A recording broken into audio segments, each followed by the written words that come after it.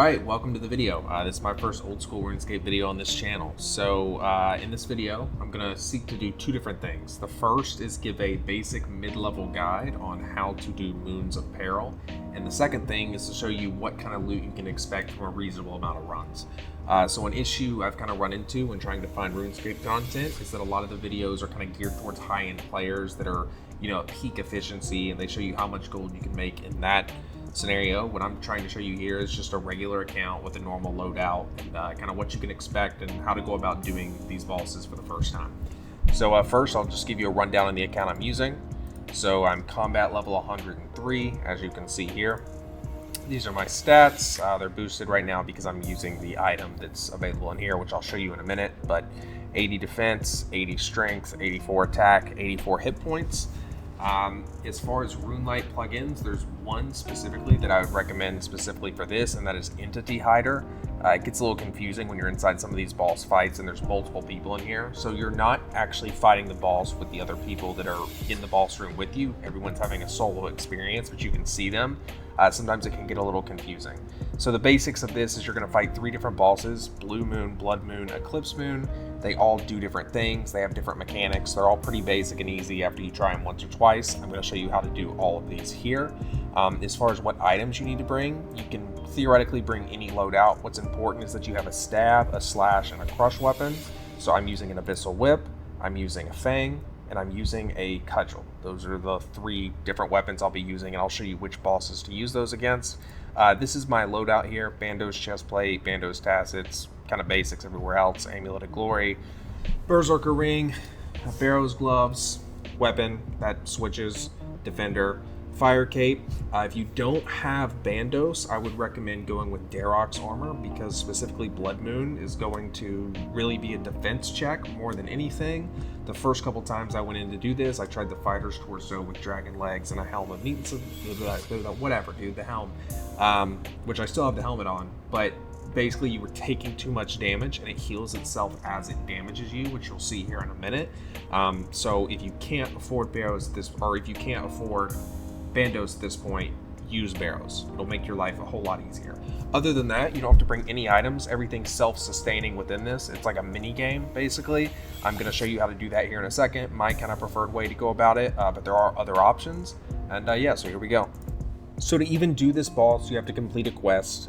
I'm assuming all of you have done the quest. If not, it kind of gives you a basic rundown on how this mini game works. If it's been a while or you just want a refresher, this is what I've found to be the fastest way for me to get through this and get prepped to actually do the bosses. So there's a couple different options. You can use hunting. You can catch these fireflies for food. The hunting is like lizards. They're in rocks around here. I'll show you those later. I do the fishing. The fishing seems a lot quicker. So what you're going to do, right click on this box, you're going to grab fishing supplies. As you can see, I've already caught some of the fish. I'm just refilling an inventory here.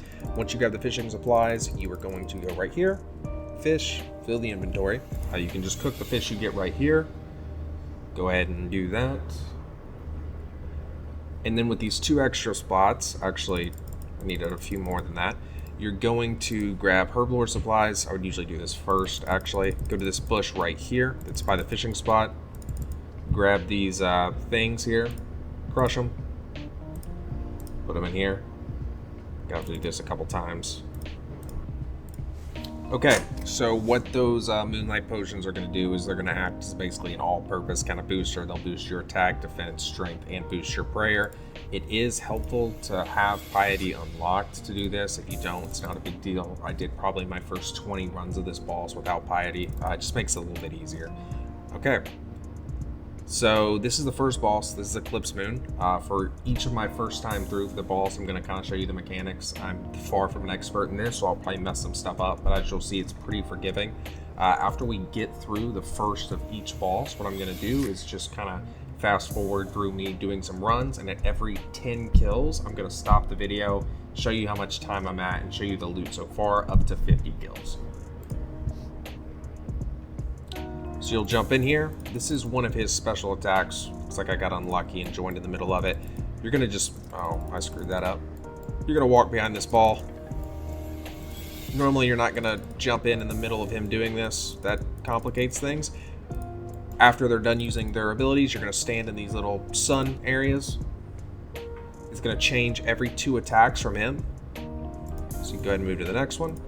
Okay, this is his other special ability. He's just going to teleport around you, kind of. Just click at the base. Make sure you click at the base of him. It'll make sure you actually hit him.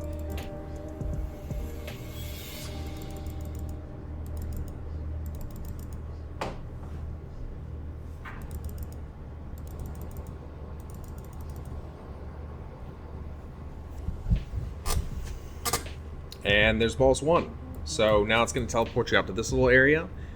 I run straight for here. This is going to be the Blue Moon. He is weak to Crush, so switch to your Crush weapon. This is probably the easiest of the 3.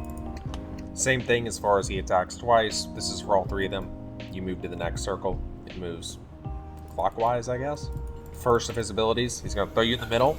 Both of these 2 braziers are going to go, they're going to be unlit.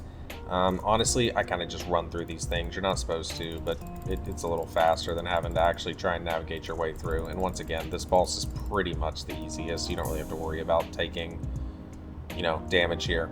Maybe if you're a little bit lower of a level, actually try and do this little game they've got going on here. If not, it's not a big deal. Okay, here's his other special. He takes your weapon. You gotta run to the glowing iceberg, hit it, step out of these little things. They kind of change patterns. Really simple.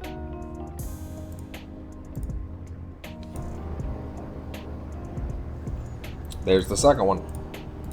Okay, switch to your slash weapon. A whip is fine here.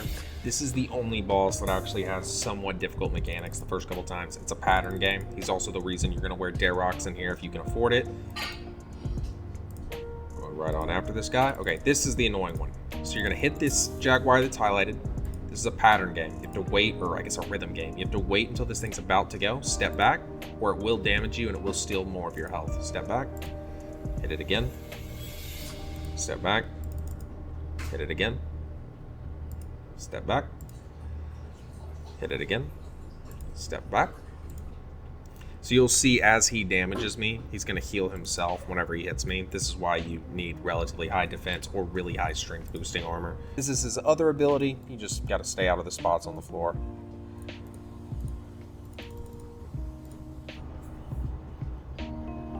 And there you go. There's all 3. Okay, run 1 of 50. And kind of stinks. Okay, you can bank stuff immediately though. There's no reason to ever leave. So what I'm going to do now is I'm going to do this boss 49 more times. And at every 10 interval, I'm going to show you how much time it's taken total and what my loot is at that point. See you in a little bit.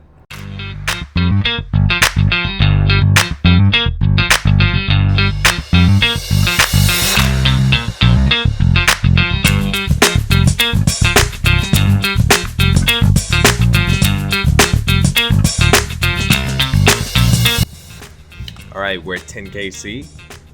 Took, let's see here, 92 minutes, so we're just over 9 minutes to kill. About to open the chest for the 10th time, and then I'll show you what I have so far. Not good. Alright, so currently, after 10, you see up here, about 550k worth of rewards. So not a good start so far, averaging about 55,000 per run. Obviously, you're chasing the big ticket items here, so we'll check back at 20 kills and see if we've gotten any to drop.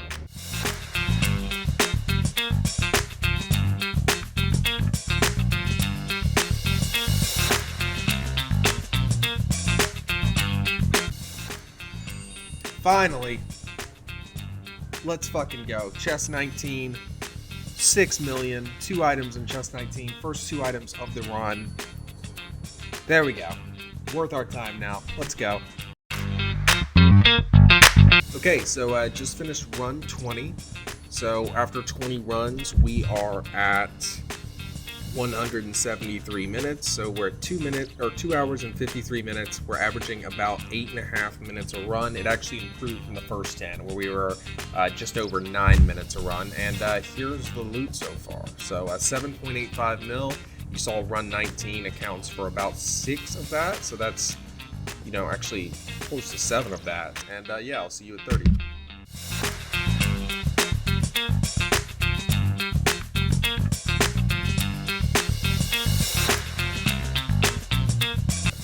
All right, that's run 30. Let's see what we got here. Not great. Okay. Total loot there, 10.2 million, 30 runs down. See you at 40.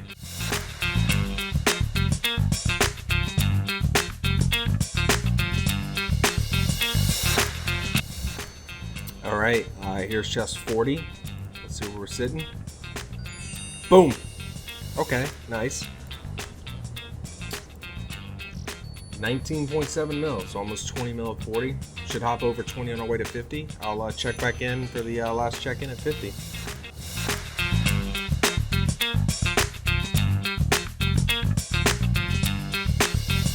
All right, so we're finally through the 50 runs.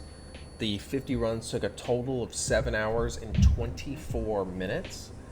I pulled a total of, as you can see up here, $20.3 million in loot, so that averages out to 2.74 mil per hour, which is a solid bit ahead of the profit that you can see per hour on the OSRS wiki for this thing. So, you know, I got a little lucky, but it shows you even without peak efficiency and at a mid-level account, you can make a decent amount of money from this. You know, just for perspective, I took about 9 minutes per run. I think I was just under 9 minutes per run for the whole thing. So yeah, there's a mid-level guide plus kind of like the loot you can expect over a long period of time. Relatively successful, and thanks for watching. If you've made it this far, please like, subscribe, or leave some sort of hate thread. Any of it helps, and see you in the next video.